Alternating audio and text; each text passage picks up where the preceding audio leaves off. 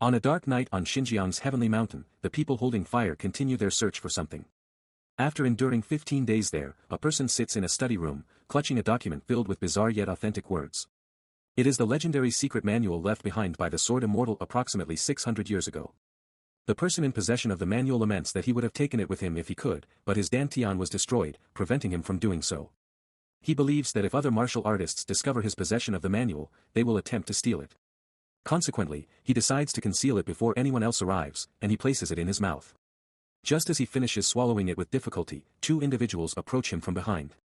Referring to him as the blood cult spy, one of them named Moyong Su inquires if he found the sword immortal's secret record. Turning towards them, he reveals that he has discovered and hidden it in a secure location and will give it to them if they uphold their promise. In response, the other person, named Baekwi Hyang, reiterates that the person wants them to remove the blood parasites from his chest.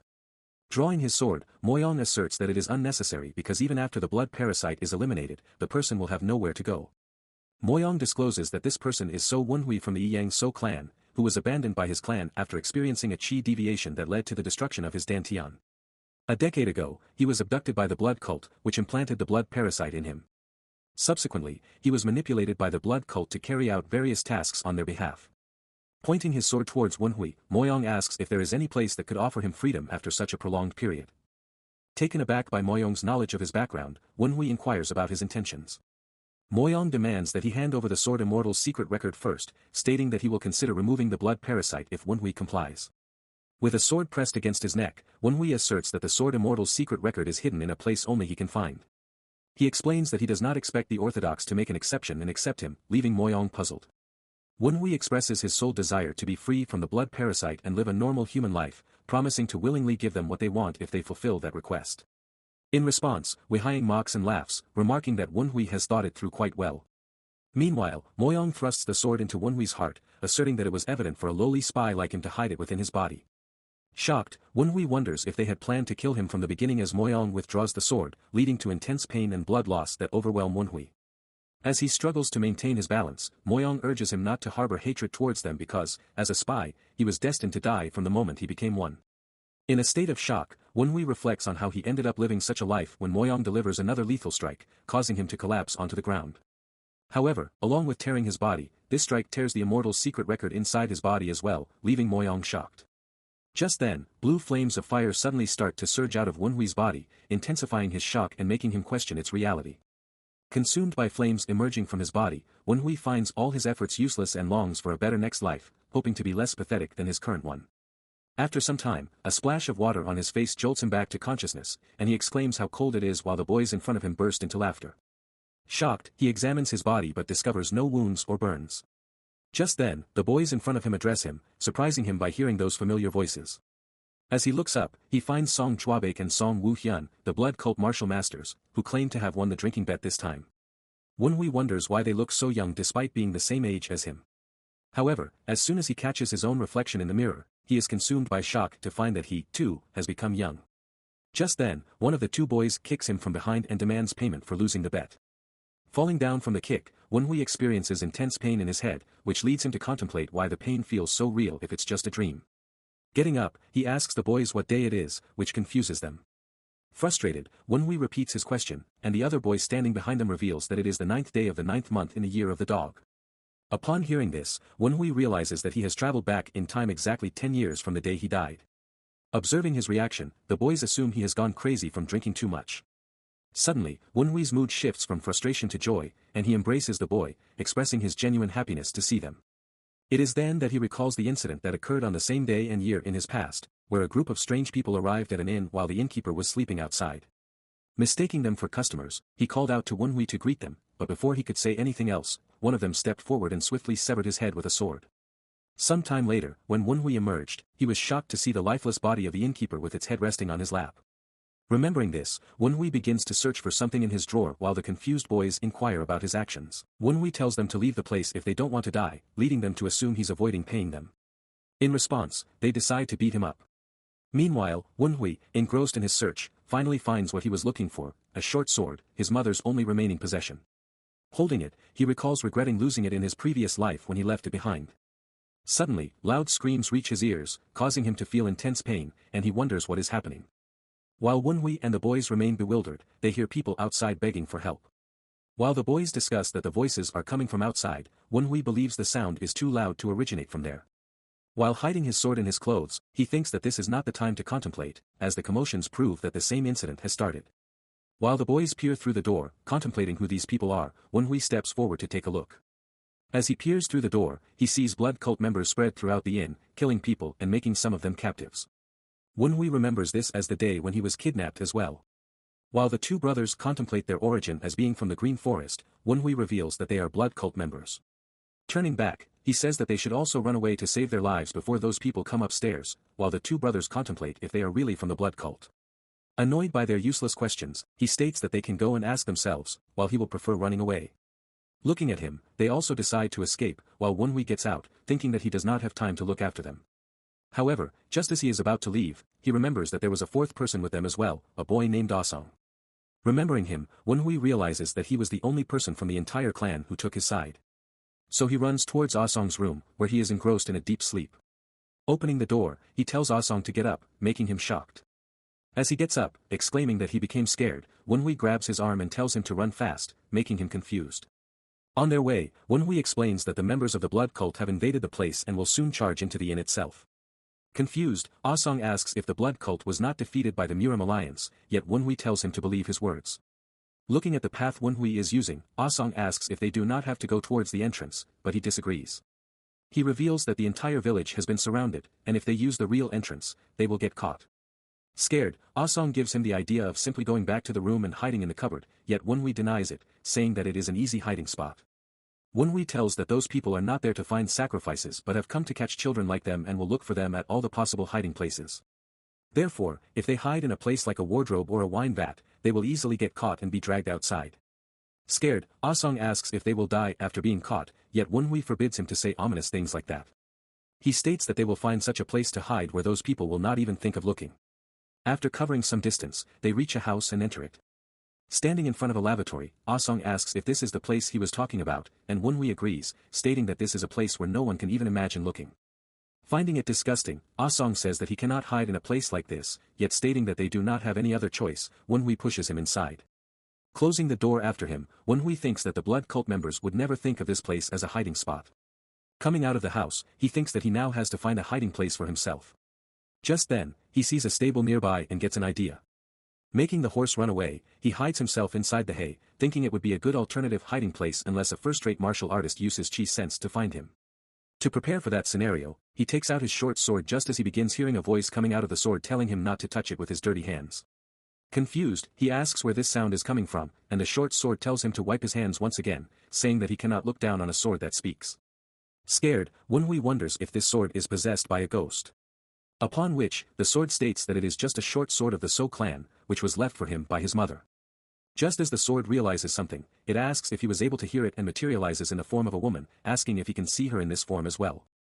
Shocked, WoonHwi wonders if he is hallucinating when the woman reveals that she can read the minds of humans and knows that he can both hear and see her, which he realizes to be true. Just then, they hear footsteps and realize that someone is coming towards them, prompting WoonHwi to tell her to keep quiet. Meanwhile, one of the members of the blood cult enters the place to look around and finds footsteps on the ground that lead him towards the stable. Feeling him getting closer, WoonHwi pulls out his sword, while the short sword asks if he plans to step in and confront the person if they find him. She questions if he even has the guts to do so, suggesting that he should only listen to his heart while he remembers how scared he was in his past life. As the person brings his hand near the hay, WoonHwi clenches his teeth, with memories of his death resurfacing in his mind. Just as the person touches the hay, he swiftly rises and pierces his sword into the person's neck, leading him to die on the spot. He proudly declares that he is not scared but excited and will prove it because he will do whatever it takes to survive in this life. Exclaiming that it's pretty good, the short sword says that she only thought he drank and hung out with the Song brothers. While he hides the person's dead body in the hay, she asks where he learned something like that, but he tells her to keep quiet, saying that she is distracting him. Disappointed, she turns around, saying that she only wanted to make conversation, while he decides to ignore her for the time being. The short sword, after reading his mind, warns him again that she can listen to whatever he thinks. While hiding the dead body, WoonHwi recalls that the members of the blood cult always move together in a group of 3 on their missions. Considering that, he knows that the other 2 companions of the person he has killed will soon arrive. He knows that being caught in such a situation will likely get him killed right away, so he thinks that he has to finish hiding the dead body and leave the place. Just as the short sword, who was looking behind him, addresses him, making him frustrated, he asks what she wants. In response, she tells him about the presence of a blood cult warrior behind him. Shocked by this revelation, he turns around to see a person leaning by the door, folding his arms, who says that he can continue what he was doing and ignore him. Standing at the door of the house, the person maintains his calm composure and remarks that he was enjoying it a lot. Surprised, WoonHwi wonders how long he has been standing there. Gazing at his waistband, WoonHwi realizes that a brown waistband signifies that this person is an intermediate-grade warrior. Worried due to that revelation, WoonHwi thinks that he should have moved faster since he doesn't stand a chance against an intermediate-grade warrior. Excited by that, the short sword asks if he is going to fight and if she can help him, yet he tells her to stop distracting him. Just then, the person steps towards him, saying that he doesn't look like someone who knows martial arts, yet it was impressive for him to kill a basic-grade warrior in an ambush. Thinking of him as a basic to intermediate-grade person, the warrior offers him a chance to save his life by surrendering. However, WoonHwi, with a plan in mind, starts provoking him, suggesting that if the person intended to kill him, he wouldn't have mentioned his grade. He adds that the person wanted to capture him but feared a fate similar to that of his fellow, who died recently, surprising the person. Upon hearing this, the short sword asks why he is provoking him, and he explains that he has a plan in mind. The person, understanding his strategy to provoke him, starts laughing, acknowledging him as a bold individual. The person mentions that it would be a pity to kill someone as smart as WoonHwi, making him realize that he is overly cautious. Realizing that WoonHwi wants to avoid a fight, the person lifts his sword, stating that he wants to assess WoonHwi's capabilities. With a swift slash, he strikes WoonHwi, cutting a few locks of his hair. Facing him, WoonHwi believes that despite being a third-grade martial artist with a destroyed dantian, he can retaliate and swiftly counterattacks with his sword aimed straight at the person. To his surprise, the person grabs WoonHwi's arm, commenting that the attack was too slow, leaving him astonished. The person tightly holds WoonHwi's arm, lifting him up and causing him to drop his sword, and acknowledges that WoonHwi's attack was fairly sharp. As the sword falls from WoonHwi's hand, the person instructs him to follow him quietly while WoonHwi, catching the sword in his other hand, launches a surprising and close-range attack. Thinking that his attack was successful, WoonHwi looks up only to be shocked by the person standing tall, wondering how he evaded the attack despite the minimal distance. Enraged by the deep cut on his face, the person kicks WoonHwi forcefully, sending him crashing to the ground from a distance. Lying there, WoonHwi contemplates whether he was too optimistic by underestimating the person's ability to dodge such a close attack. He gets up, retrieves his sword, and acknowledges that he has no choice but to fight. Meanwhile, the short sword offers her help, stating that WoonHwi cannot win against the person without her assistance. However, he dismisses her, believing that she can do nothing in this situation. Calling him stubborn, the short sword asks about his plan, and he reveals that the person has got his left eye injured and is unable to see clearly through it. So he intends to exploit this weakness and target the person's left side. In the meantime, the person, infuriated by WoonHwi's attack, draws his sword, stating that his initial plan was to take him to the cult, but now he intends to kill him immediately. Vowing to tear him into a million shreds, the person charges towards WoonHwi. Observing his glowing sword, WoonHwi becomes surprised as the person launches numerous rapid attacks. WoonHwi realizes that it's the evil blood sword technique, coupled with the person's swift movements, that makes it difficult for him to read the attacks. He notices that the person intentionally inflicts non-fatal injuries. This makes WoonHwi realize that he is toying with him until he's satisfied before delivering the final blow. Launching continuous attacks, the person declares that it is too late for him and that he will die that day. With that, he starts making deceptive movements, leading WoonHwi to wonder if he should just attack blindly.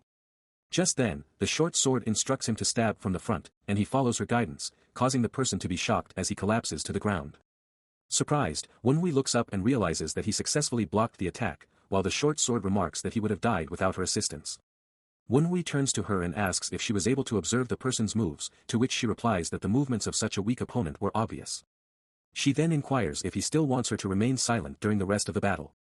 In response, he apologizes and expresses his need for her help. The short sword explains that she acted patiently because she didn't want a rare species like him, who could communicate with her, to perish. Pointing out her ability to read his moves, she asks if WoonHwi can attack based on that, yet he expresses uncertainty due to his current condition. He says that after experiencing a counterattack from him, the person would not come near him to give him an opportunity to launch another attack with his short sword. However, after contemplating together, WoonHwi and the short sword conclude that if they can provoke the person into acting recklessly, they will have a chance to succeed. Meanwhile, the person standing in front of WoonHwi wonders how he managed to block the attack. He questions whether WoonHwi could see through his sword technique but dismisses the possibility, considering him to be a weak individual unable to discern it. Raising his sword once again, the person vows not to spare WoonHwi this time. On the other side, the short sword shares her plan to block his attack while prolonging the fight, and WoonHwi agrees. At that moment, the person launches deceptive attacks, which the short sword consistently identifies, allowing WoonHwi to block them, surprising the person. As the person's attacks fail, his wound starts bleeding as well, impairing his vision. Meanwhile, the short sword explains to WoonHwi that if he enters his enemy's blind spot, he will start to feel rushed. She reveals that counterattacks launched from the blind spot will be precise and faster, causing the person to slash horizontally. As anticipated, the person employs the same move, but WoonHwi follows the short sword's guidance, taking a lower step and successfully evading the attack, finding a blind spot. This leaves the person shocked, and he exclaims that it is impossible. However, moments later, he laughs, questioning if WoonHwi truly believed he would say that. With that, he gives WoonHwi a dangerous kick on his arm, causing him to experience intense pain and crash to the ground. While WoonHwi sits on the ground, clutching his arm, the person asks if his arm is broken. Mocking him as a third-rate martial artist despite his efforts, the person leaps up, declaring that WoonHwi should die. Meanwhile, WoonHwi remains on the ground, slowly clenching his fist, waiting for an opportune moment. Finally, just as the person approaches WoonHwi, he unleashes his short sword, leaving the person shocked and unable to defend against the attack. This causes the person to endure a fatally precise blow, leading him to crash to the ground. Believing he has emerged victorious after delivering an accurate strike, WoonHwi reflects on his achievement. While the person lies lifeless on the ground, the short sword praises WoonHwi for his acting and he says that it wouldn't have been possible if the person had fought more cautiously. As the short sword commends his bravery and swift moves while slashing the person's neck, WoonHwi acknowledges that he owes his success to her assistance. The short sword, appearing surprised, comments that she is indeed so short sword, which prompts him to inquire why she is so flustered. In response, she clarifies that she is not flustered but merely a little surprised. She adds that if he truly appreciates her, he should properly wipe the blood off the sword. WoonHwi, observing her expressions, asks if she is angry, but she denies it and advises him to clean the rust off the sword, revealing his neglect towards it. Suddenly, the short sword shouts, instructing him to lower his head as someone attacks him from behind, whose strong fist knocks him to the ground, causing blood to spurt from his head. Standing behind him is the third member of the squad, who has come to find his two missing comrades. Upon seeing WoonHwi on the ground with a pool of blood around his head, the person wonders how his companions could have lost to such a young kid. Upon examining WoonHwi's details on the token, the blood cult members realize that he belongs to the So clan and comment on his fame within the Hunan province. As WoonHwi sits on the ground, crying and trembling with fear, they remark that his family has given up on him after he lost his dantian due to chi deviation. At that moment, one of the cult members suggests that they could raise WoonHwi, a child from an orthodox family, as a spy. However, their captain disagrees, stating that there is no need to do so for someone who has lost their dantian. The person predicts that WoonHwi will die during training, emphasizing his current state of fear despite belonging to a renowned clan. He says that he will not be able to use him even with low-grade commodities. Hearing that, WoonHwi begins to cry louder while imploring to spare him and not kill him. Reflecting on these desperate struggles to survive, WoonHwi realizes that even though he tried his best this time, he still ended up in the hands of his enemies. However, he thinks his experience will be different this time since both hands are tied. He curiously asks the short sword how long he has been unconscious but receives no response. This makes him realize that he can only communicate with the short sword when he is holding it. Meanwhile, the captain of the blood cult examines his short sword and remarks that it would be impossible for someone like him to eliminate two of his subordinates using such an old weapon. However, considering WoonHwi's martial clan background, despite lacking his dantian, it makes some sense to him. WoonHwi thinks that the person has a better impression of him in this life and that there is a high possibility of being taken along. However, he does not want to think of it in a negative way and decides to survive first and then get a chance to escape. However, to his shock, the captain tells his subordinate that they will kill him there. Hearing that, one of his subordinates suggests that WoonHwi can be useful if groomed properly, but the captain dismisses it, stating that they have plenty of people with intact dantians who they can use. So he commands them to simply kill him, and one of them pulls out his sword. Disappointed, WoonHwi sits still, realizing that the outcome remains the same despite his better impression of the person this time. Therefore, he chooses to beg for his life, as he did in his previous life, and begins doing so. However, the person, wearing an evil smile, refuses to entertain his pleas, stating that he must pay the price for killing his subordinates. As WoonHwi watches the person raise his sword, he realizes that the situation is getting worse than before and wonders if there is anything he can do. Scanning his surroundings, he desperately tries to think of a way to survive, acknowledging that he cannot die so early after receiving a second chance at life. Suddenly, his attention is drawn to the captain, who laughs loudly, mocking WoonHwi's desperate desire to live and commanding him to beg like a dog for that. Just then, WoonHwi notices the sword held by the person standing behind the captain, and he recognizes it as belonging to someone he knows, noticing the leather hanging with the sword. Considering that, he kneels down to the ground and pays his respect to the fourth blood star, leading all the cult members to become confused, wondering if a blood demon is really between them. Asking why they are being so noisy, the captain states that there is no possibility for the fourth blood star to be present in this location. Suddenly, as he turns back, his expression changes, prompting him to kneel down and pay respect to the person standing behind him, followed by the rest of the cult members. Kneeling down like all others, WoonHwi recalls the 11 executives who lead the blood cult, consisting of 4 supremes and 7 blood stars. Although WoonHwi does not recall meeting this person in his previous life, he knows they disguise themselves as basic grade warriors to monitor their subordinates. As the person approaches, he instructs WoonHwi to raise his head, which he does. The person is revealed to be Do Jango, the 4th blood star, who says that no one has ever recognized him during his inspection visits. Curious, he asks how WoonHwi recognized him despite not being a member of their cult. In response, WoonHwi points out that he deduced it from the person's sword, which confuses Do Jango. WoonHwi explains that the jewelry and leather hanging from the sword are made from a precious horse named Baekyang, symbolizing its loyalty. Impressed by WoonHwi's observant nature, Do Jango asks how he came to possess this knowledge without being a member of their cult. Realizing that he is being suspicious of him, WoonHwi remembers that during his 7 years of experience as a spy, he has encountered such situations countless times while living in the Orthodox sect. Knowing how to deal with it, WoonHwi says that this is because he has the blood of the blood cult flowing within him. This leaves everyone shocked, and they wonder how it is even possible. Confident in his lie, WoonHwi continues to fabricate the story that his maternal grandfather participated in the Orthodox-Unorthodox Great War as the Blood Wolf Squad's basic grade warrior. However, after suffering a grave injury, he dropped out of the war and started to look for a place to settle down with his daughter. That is how his maternal grandfather and his mother settled down in Yulon County. There, although he managed to find a place to live, his internal injuries did not recover easily.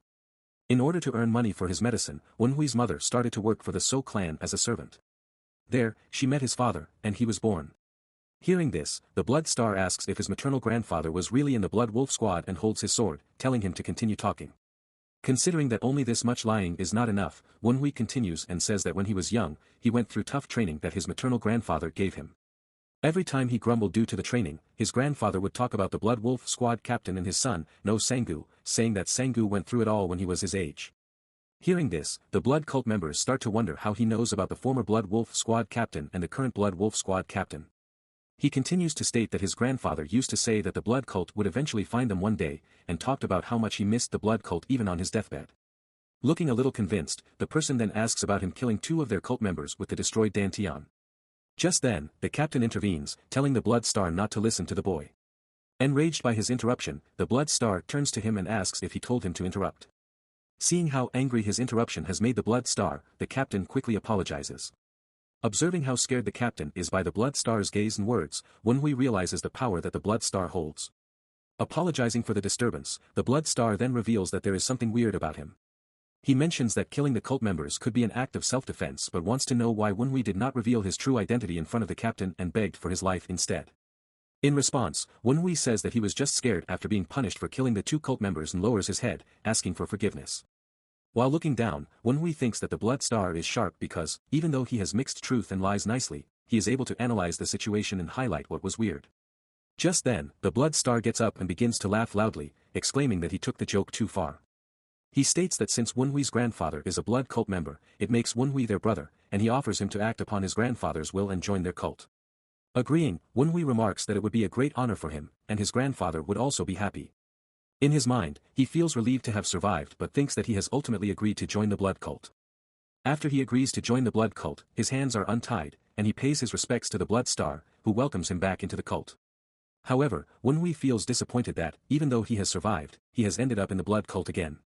Just then, the Blood Star turns and says that since it is fate for them to find a descendant of the Blood Cult, he should grant one of WoonHwi's wishes. This statement surprises WoonHwi, and he thinks that the Blood Star wants to test him by asking this question. Unaware of his intentions, WoonHwi decides to answer carefully and says that he only wants his short sword back because it was his mother's keepsake.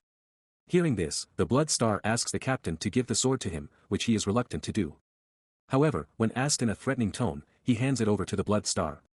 Taking it out, the Blood Star looks at the sword, considering it an old yet good sword. However, he states that it needs to pay the price of spilling the blood of their members and breaks the sword into 2 using his bare hands. Saying that WoonHwi should be more careful while wielding it next time, he throws the sword in WoonHwi's direction. Seeing the sword reverberating even though it was simply thrown using his fingers, WoonHwi thinks that it was a way to warn him. However, he is relieved by the fact that the Blood Star is no longer suspicious of him, which has led him to survive for the time being. Just then, another member of the Blood Cult comes near him, telling him to get up, and he complies, saying that he just has to pick up his short sword. Feeling glad to have gotten his short sword back, he touches it to pull it out of the ground. Just then, he begins to hear the short sword shouting, frustrated by her hair being cut while the blood star broke the sword. However, WoonHwi tells her to calm down, saying that he will make a blacksmith fix her up later. She looks at the blood star and remarks that if she could move by herself, she would have shaved his head as well. WoonHwi responds, saying that he would love to see that. Just then, she turns to him and asks if he really is a descendant of the blood cult, expressing her surprise at not knowing about it. In response, he tells her that it is not a lie but also not the complete truth, believing that he can share the whole truth with her. This confuses her, and she asks why he suddenly became so serious. He responds by asking if she would believe him if he said he came back from the future, shocking her. Meanwhile, standing at a distance, the blood star instructs the captain to go to Yulon County and investigate WoonHwi's maternal side.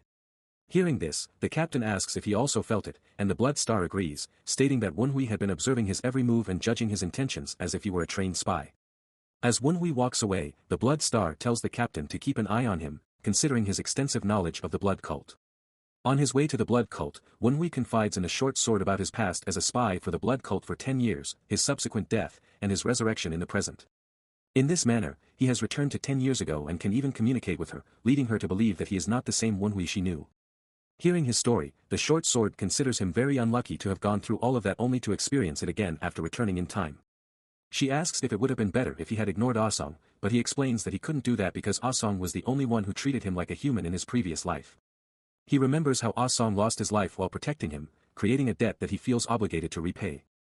Afterward, he states that whatever he has done is now in the past and he should focus on his own life again, a sentiment the short sword agrees with. However, she still views him as a pushover despite being used for 10 years, which confuses him. Addressing him, the short sword says that information is a powerful weapon, and if one possesses that ultimate weapon, it is advantageous. She explains that he now knows about all the misfortunes that will befall him and can not only avoid them but also turn them into something beneficial. Agreeing, WoonHwi believes that he should not just strive to survive if he has 10 years worth of information.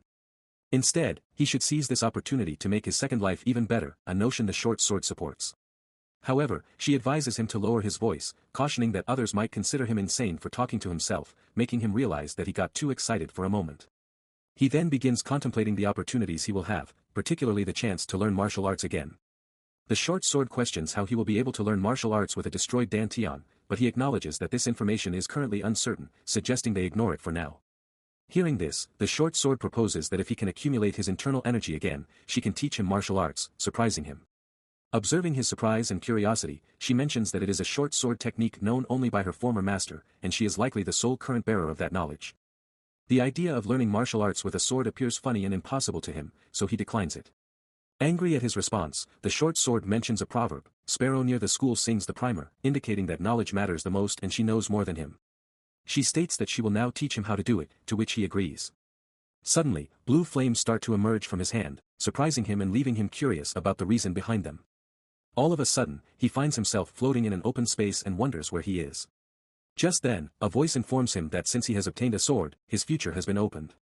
Realizing that this voice does not belong to the short sword, he looks ahead and sees a portal with a bright light emanating from it, further deepening his confusion about what is happening.